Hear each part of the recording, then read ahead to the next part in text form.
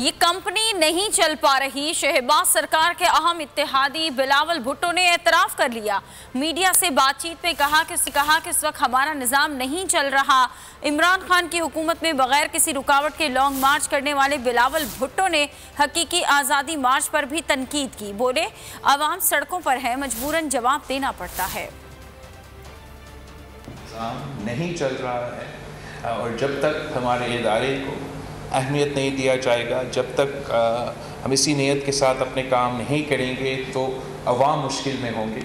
अवाम को हमारा नाकामी का बोझ उठाना पड़ेगा।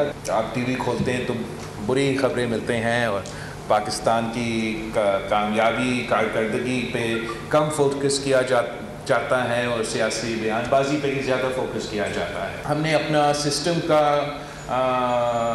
जो फोकस है, जो कौम का फोकस है, इस किस्म के इश्यूज़ पे नहीं दिला सके और ज़्यादातर हम जो सियासी तमाशे सड़कों पे चल रहे हैं उनको देखने पे, उनके जवाब देने पर मजबूर हो जाते हैं।